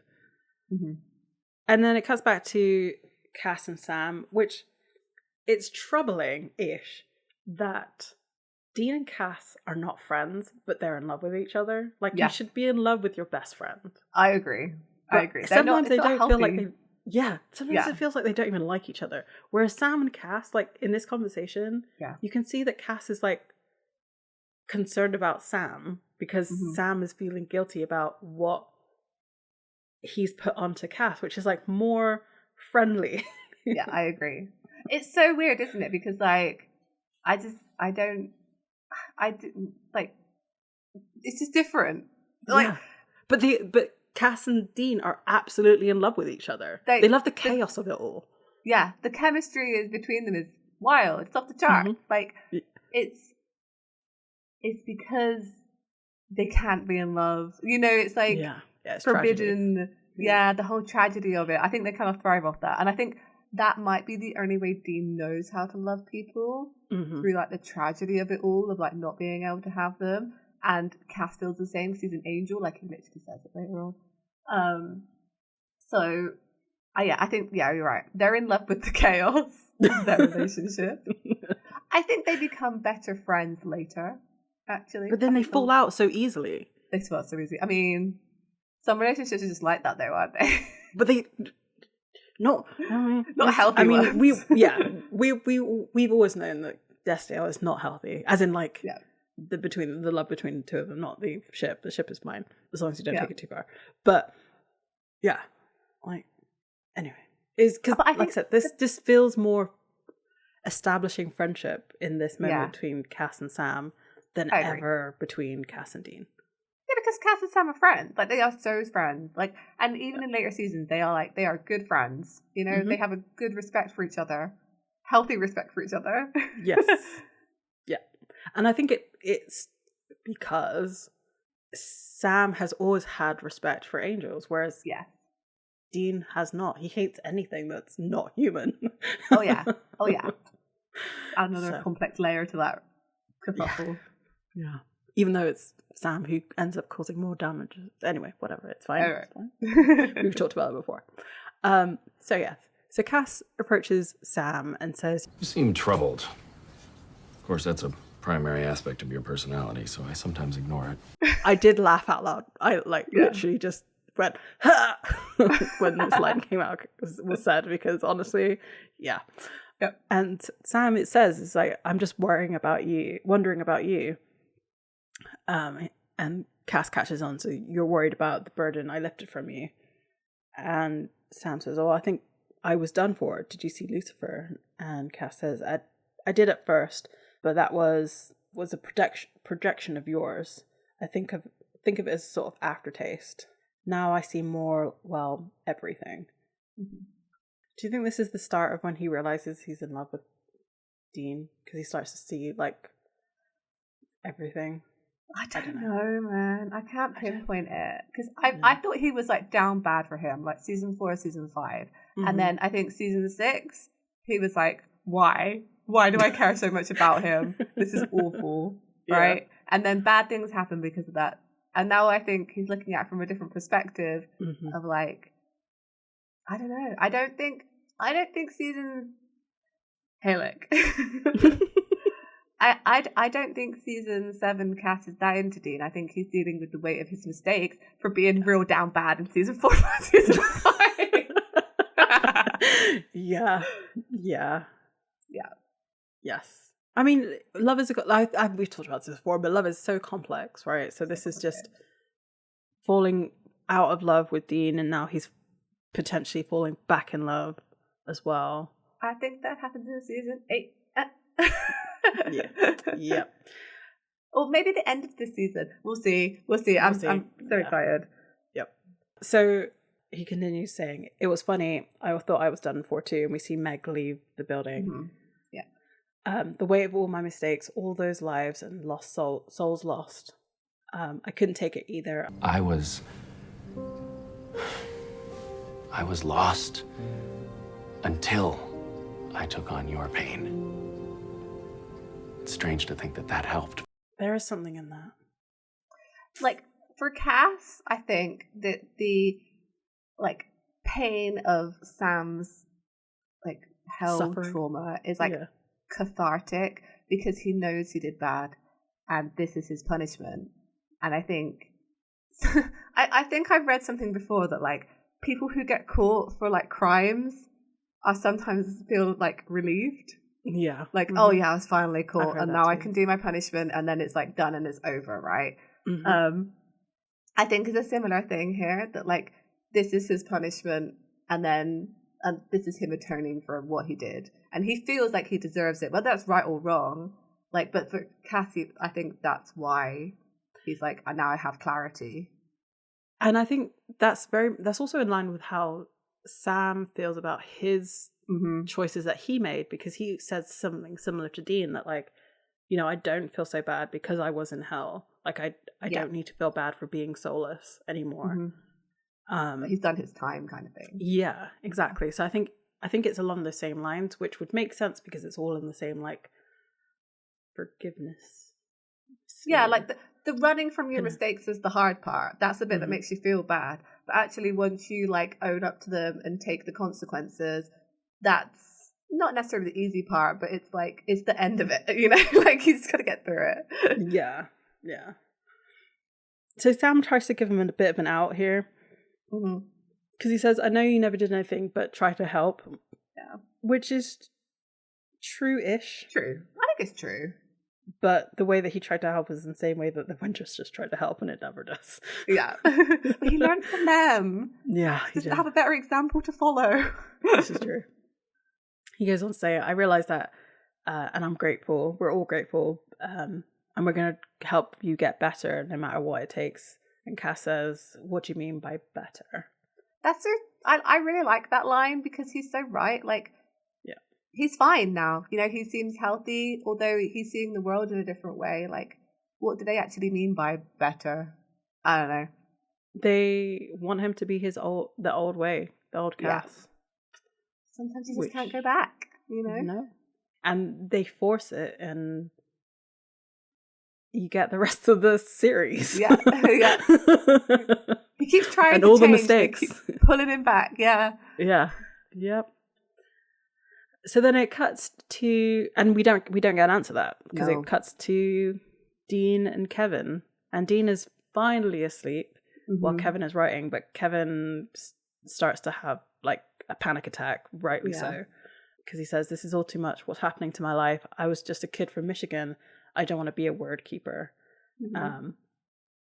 Dean hands him like a paper bag to like breathe into. And Kevin, like, once he's calmed down, he says, "I'm not prepared to factor the supernatural into my worldview," which honestly, fair. Fair.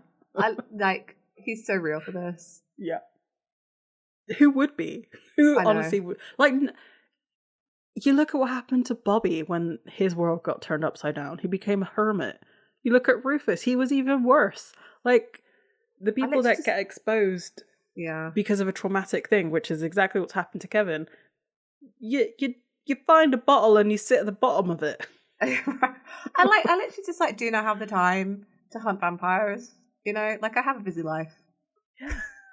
Yeah, But I don't. I could probably, that might, get my arms into some good shape. But anyway, I don't want to be doing that.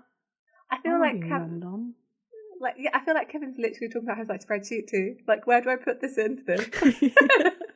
How do I schedule this? How do I schedule in between my classes and cello practice? Take out a legion of Leviathan.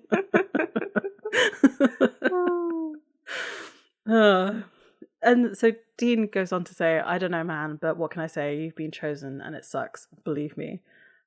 There's no use asking why me, because the angels, they don't care." I think maybe they just don't have the equipment to care. Going back to being junkless. I told ya. Yeah. Seems like when they try, it just breaks them apart. See, this is all about Cass. This isn't about him. This is about Cass. This is like, when he's saying angels, he means Castiel. Yep. Because, again, like when Cass tried to care, when he tried to fix things, he ended up breaking his own brain to do so. Yeah. I love these lines. Like, Ben Edlund he writes them, and you really have to, like, I don't know. He gets it. I've said it so many times. Anyway. Yeah. And then the line that broke my heart of this whole episode of Kevin just saying, "I just want to be the first Asian American president of the United States." That's what made him a prophet, right? His ambition. Yeah. I think so. To be more than he is. And he chose to be the word keeper of God. Yeah. The keeper of the word of God, whichever way around it's supposed to be, I don't know. But like kidnapping does give him a really good essay for Princeton. That's true. That's very true. How would you even write an essay saying that I'm a prophet of the Lord? Like, that's not going to get you in. You would write about the kidnapping experience and how it made you more resilient, and how you realised that through it all, you were destined to study at Princeton. Yep. What I really don't like about this is we know that Dean can be a really good dad, but he's really dismissive of Kevin because he doesn't see Kevin as a child. Right? I think they automatically like peg Kevin as monster for some reason because he's involved in this, and that's why they never treat him nicely. They really don't. Yeah, I just think of the boat. I think of the boat. Yeah, the boat. Honestly, awful. Yeah. I was thinking the boat too. Every time I said they treat him badly, I'm like, always thinking of the boat. Yeah, like, forever. It's just, I think that's it. I think they just put him on like God's side, and they kind of hate angels, and he's related to angels, so he can't be a good kid. But Kevin's a good kid. He's just trying to live his life, and like you've had him mention Princeton. You've had him mention his aspirations. Like, they don't ask anything about Kevin. No. They don't let him reach out to his mum to say that he's actually okay and he'll be home soon. He don't or anything. It's just, we're going to use you until we don't need you anymore, and then you can deal with the angels on your own. You think Sam, of anybody, would be sympathetic? Because he wanted to go to Stanford, he wanted to get a life, and he couldn't. You think he would be sympathetic? And he's just not. I think that's a bit of resentment there. Honestly, it's like, Kevin was everything that I wanted to be also. Yeah. And he can't have it either. So I'm not even going to... yeah. It's like the older generation of like, well, I had to deal with it. I had to deal with being the chosen one. So can you? Exactly. Yeah. And look how that happened. Look how that affected your lives. Yeah. I know. Yeah, Be here at the better. time. Yep. Be better. Yeah. So we then cut to Meg, and she's walking up to the truckers from earlier, and she says, "See, I'm here, just like I said." So I'm wondering if she'd actually told them a different location. So like, oh, I'm going to meet you here at this time. She did talk to them. I was right, I guess. We were right. So she did talk to them. No, so I was wrong. And yeah, I think she told, because it's a little ways away from the cabin, right? So yeah, she was like, she probably said like, meet me here and I'll lead you to them.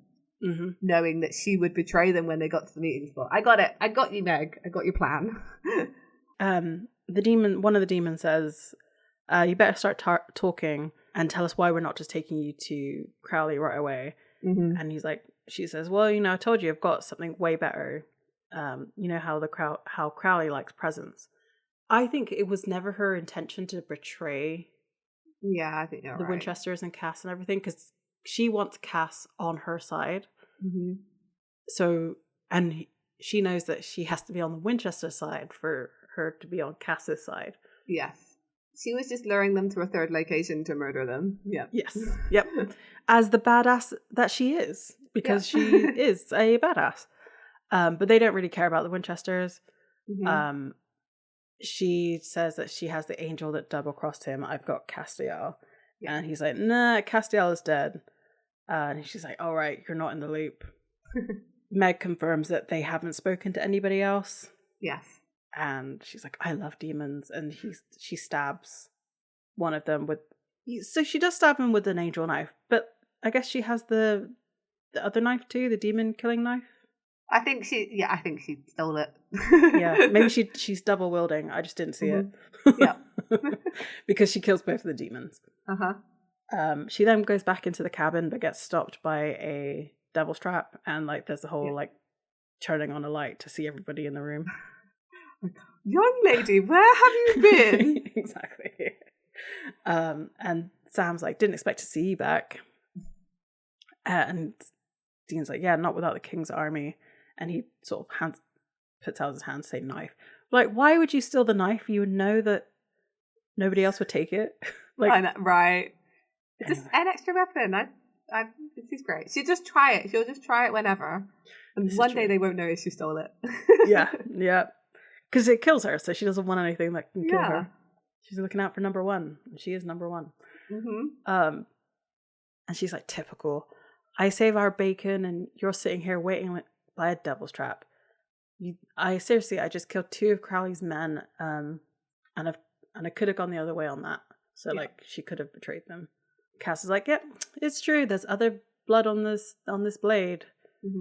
And she's like, look, I'm so like, she's saying what women have been saying forever. We're simple people. We're not that complex. I'm simpler than you think. I figured out one thing about this world, just one, pretty much. You find a cause and you serve it. Give yourself over to it. It orders your life. Lucifer and Yellow Eyes, they were my mission for me. Dean doesn't understand because he wants to make it complicated. Yeah. Because he still thinks she's going to try and free Lucifer from hell because of that. She said, no, I'm talking cause, douchebag. As in a reason to get up in the morning. Obviously things shift over time. We learn, we grow. Now for me currently it's bringing down Crowley, and I know I'll need your help to do it. Yeah. I do love the fact that there's been references to like TV in this episode. Yeah. Dean then says Crowley ain't the problem this year. Like this season, he's not the big bad guy. It's like get it in your noggin. Yep. Exactly. When are you gonna get it? Crowley's always the problem. He's just waiting for the right moment to strike. She's right. Yep. Because he will be a problem. He's going to be a problem. He's always going to be a problem. At some point, he will be a problem. I just know what I'm supposed to do, and it isn't to screw with Sam and Dean or lose the only angel we've got to bat for me. Yeah. Sam understands this Mm-hmm. because he also is all about a cause. He is. So he lets her go. Yeah. And Cass says, "This is good. Harmony and communication. Now our only problem is Hester. Because Meg killed the demons, it's like a beacon as to where they are." Mm-hmm. And Meg's like, "We need better angel proofing now, but it's too late because Hester pulls down the door." Yes. This is where I got really confused with Uh-huh. how things are set up, because Hester, I didn't realize this, she's on a platform of some kind. She's like raised up. Yeah. So she looks taller than everybody in the room. Clearly this is done because she's supposed to be like the most powerful person in the room. But like the way that it's filmed, I thought she was taller than Sam naturally. Wow. But she's the same height as Cass, which is already quite tall for a woman anyway, because like he's like 6 foot something. Mm-hmm. And I was just like, what? I'm like, why is she so tall? It wasn't until she steps down that I was like, oh, okay, she was elevated and she's a tall woman. Okay, fair. Really cool. Yeah, that's cool. Yeah. So she's like, "You took the prophet from us," and Cass is like, "I'm sorry." You have fallen in every way imaginable. Please, Castiel, we have to follow the code. Help us do our work. Pirate guidelines, No. people. Yeah, it's fine. They're not pirates, guys. It's all good. Dean answers for Cass and says, "He can't help you. He can't help anybody." Rude. Very. And Hester says, "We don't need his help or permission." They're basically going to kidnap Kevin from the kidnappers. Yeah. And they all have angel blades. They look like they're going to fight. And Cass sort of steps up and's like, because Dean says, "We're trying to clean up one of your angel's messes." It's like, he's right. An angel brought the Leviathan back into this world, and they begged him not to do it. It's weird that he's talking in third person, like, "Cass, that was you." Yeah, I know. Claim that. Don't distance yourself from that. Yes. And Dean says, "Look, just give us some time and we'll give you your prophet." And Hester says, "Why should we give you anything after everything you've taken from us?" So Cass was really a big deal. Oh yeah, he's a big deal. Well, he's the captain of their garrison. He was like their leader for true. Hester. Like, she looked up to him and probably followed him in the like fight against Raphael, and then he essentially betrayed all of them by disappearing and leaving them to their own devices. Yep. Yeah, that's very true. And like, angels need a leader. They do. They definitely do. They're like bees, right? Yeah. Which is why Cass likes watching them. They're like the bees. It is the bees. She then goes on to say, "The very touch of you corrupts." I want that on me somewhere. But she's looking at Dean while she says it. Yeah, because she's talking about Dean. I know. Sorry. I just need to get that point across. Yes. Because she says, "After everything you've taken from us." Yes. So what the Winchesters, Dean specifically, has taken from them, which has cast their leader, who was an immovable mountain, until he touched his soul. When Castiel first laid a hand on you in hell, he was lost. Oh, that's some good lines. And delivered so well too. I don't know who played Hester, but she did a great job. She was great. I like the venom in her voice. Like, she hates Dean. Yes. Like, truly to his core, she hates him for what he's done to Castiel. I think most of the garrison hates Dean. I agree. Well, not only that, he's supposed to be the vessel for Michael and said no, you know. Apart from all of that, the fact that he caused Castiel to fall, like, is a big deal in heaven. Yeah, because the way that she's also talking reminds me very much of Rachel from last season. Yes. Oh, completely. Yeah. Because it was the same speech essentially. I think it was Ben Edlund's episode 2, actually. He's really on it with the angels hating Dean, you know. And like, Naomi obviously hates Dean too. Yeah. And knows that he's Cass's weakness. Like, she uses it against him. And I think even Hannah, I feel like, doesn't really care. She doesn't really care for Dean. Yeah. Yeah. Yep. All of them. Notice they're all women too. Yeah, this is that's really weird. Yeah. Because they're all in love with Cas too. I don't even know, like, it's just the choices sometimes. I wonder, yeah. Mm-hmm. Yeah. So Hester starts to walk towards Dean, and Cas says, please, they're the ones we're here to protect. And Cas is like, no, Castiel. And like, backhands him and he goes flying. No more madness, no more promises, no more new gods. Like, it's very much, you promised we would go to Disneyland, but then you blew everything up. Yeah, it is that. She wanted this, like, new world order that Cas promised, right? Of them having their freedom, with Raphael not controlling them anymore. But they wanted him, they wanted him to be the leader. They don't know how to have free will. Yes. Yeah. And I think she's starting to realise she has it, which is how this happens. Yeah, exactly. And then she gets immediately punished for that. Anyway, because Anaya steps in and says, Hester, no, please, there's so few left of us. And she attacks Anais next, and she says to Cas, you wanted free will, now I'm making the choices. And then Meg stabs her. Yeah. And just says, what? Someone had to do it. And also she took advantage of the tension, because they're going to be focusing on the Winchesters. Like, who's a demon? Like, who cares about a demon?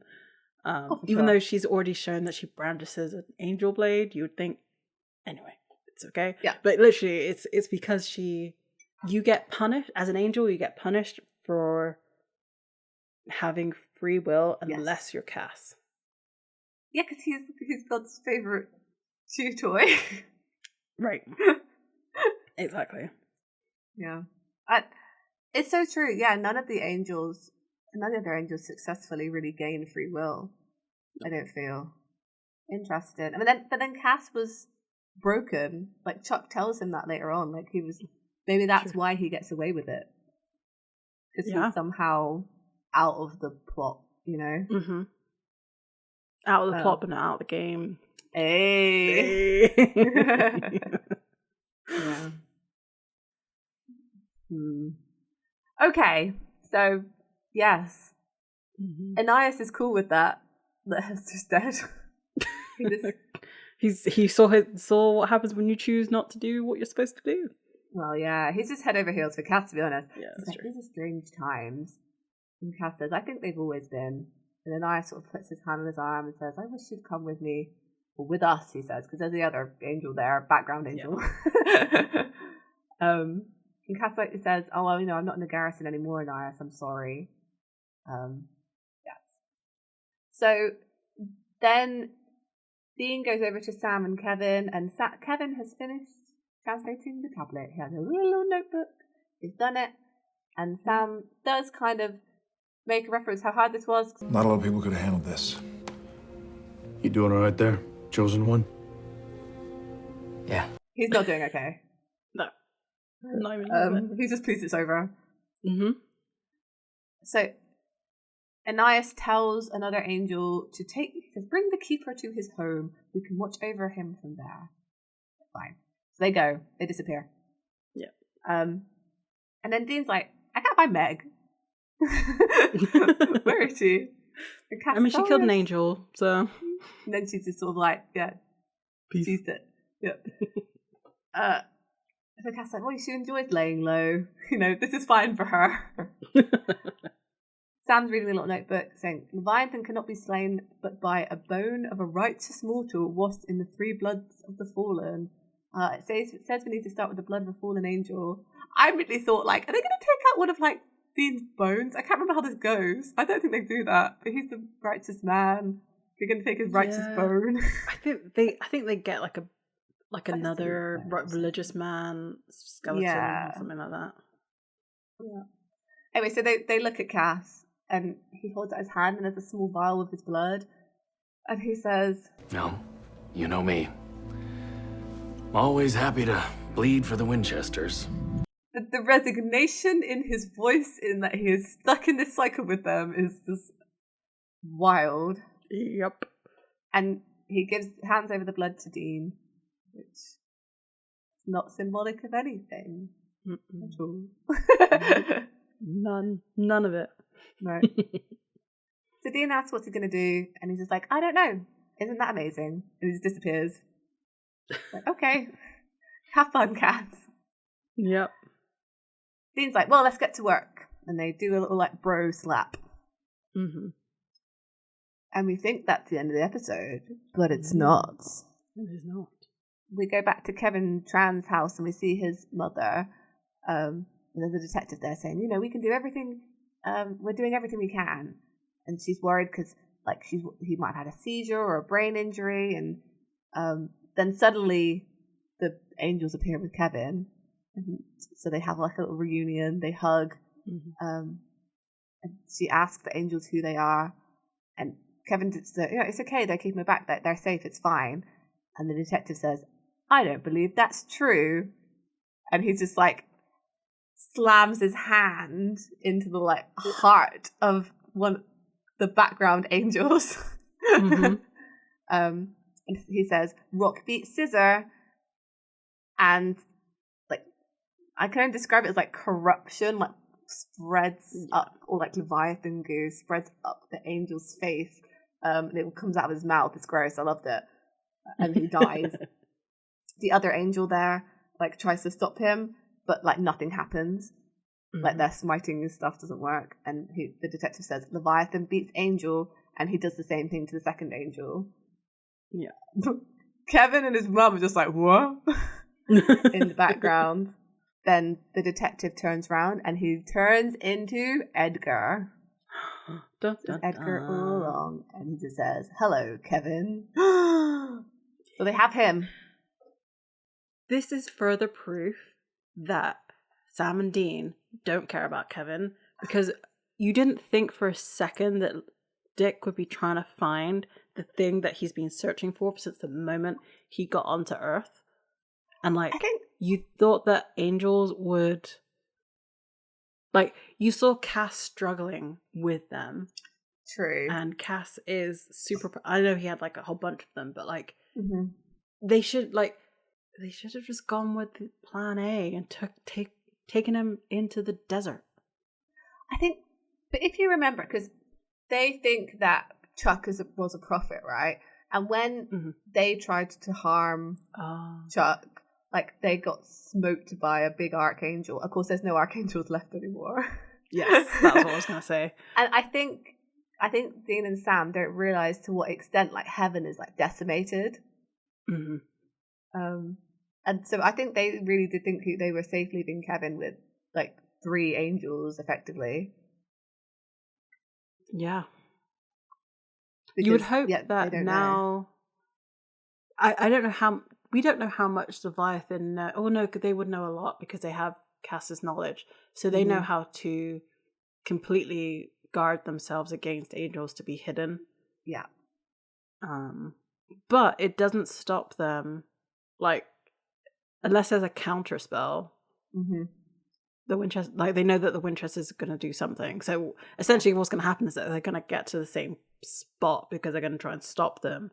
Yep. Because Leviathan have the hubris of ancient beings. Mm-hmm. Yeah. Yeah. Even though time after time after time, the Leviathan have been proven wrong by they have the Winchesters. They're not gonna hold on to that knowledge. If Edgar was in control, yes, but not Dick. I think so. I think Dick's like too prideful, you know? Yeah. Like, so, I mean, we're gearing up to the end now. Everyone, like all the players are getting into place kind of thing. Yeah. That's why I like this episode. It just introduces all the like end game stuff for season 7, like what it's going to be. And I love Kevin.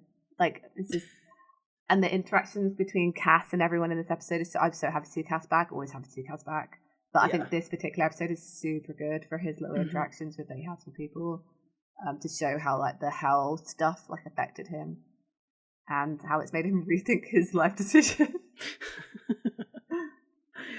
Yeah, I mean, it would have been, the thing I would have loved to have seen is how Cass would have reacted to Bobby's passing and Bobby still being there as a ghost. Yes. Like, I feel like there would be a bit of, what are you doing, man? Or camaraderie between the two of them, being like, oh, right, yeah, it's the Winchesters. I see why you put yourself through hell. Not literally, but like, you're not letting go because it's the Winchesters.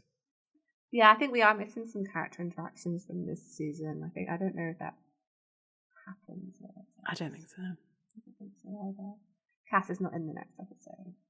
Bobby is. Mm-hmm. And Crowley is too. And Crowley is too. Because I'm fairly certain there's going to have to be like something from Rick Worthy also in the next one, which is why I was thinking Alphas are coming back, because it's all to do with the spell. Yeah, they need 3 vials of blood. They got 1, they got to go get the other 2. That's basically what the episode's about next time. Yeah. I mean, it's literally called There Will Be Blood. Yeah, it's about blood. They got to get the blood. It's all about blood. So I'm pretty sure it's like demon and then an alpha, or maybe it's like ghost blood, maybe too. I don't know. I know. You do? I do. Oh, okay, fair enough. I don't recall. Yeah, it's like you're basically right. So it's like angel, demon, alpha. Yeah, I figured. That's how Crowley figured. Cool. Well, I'm super excited for next episode. This episode was amazing, and it was good. I mean, it was always going to be, because it was Ben Edlund in complete in the driver's seat for the entire thing, and just sets up for the end of the season, basically. It does. Yeah. I love it. I love it. I love it. I love it. I love it. I said all I needed to say in this episode about all the things that make me happy about this episode, I think. So yeah, next episode is There Will Be Blood, and there will be blood. Lots of blood everywhere in this episode.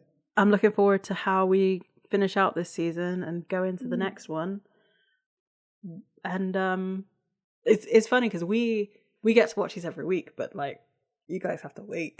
You have to wait. You gotta wait for a long time. When we will be well into season 8 before we get this out to you guys. Yeah, we will. Yeah. Anyway, super excited for that. Yeah. And so at the end of the episode, we'd like to thank the Pixelagore for his amazing logo art. And if you'd like to get that on a sticker, you can on our Redbubble store, or that's it. That's the only place you can get it. If you'd like to come talk to us about this episode and the meaning behind what Junkless is in this episode, which, yes, you can on the social medias. We are on Tumblr, Facebook, Instagram, Bluesky, YouTube, Ko-fi, all over, everywhere. Yeah, just type in Escape Purgatory podcast in one of them and you'll probably find us, or Escaping Podcast on Bluesky. So this week, we studied hard for a test we never got to go to. And I don't know, what else did we do? Met some more friends and played a game. So yeah, next time hopefully we'll find our way out. We'll do it. Yeah. Yeah, definitely. Yeah. Sorry. Bye. Bye.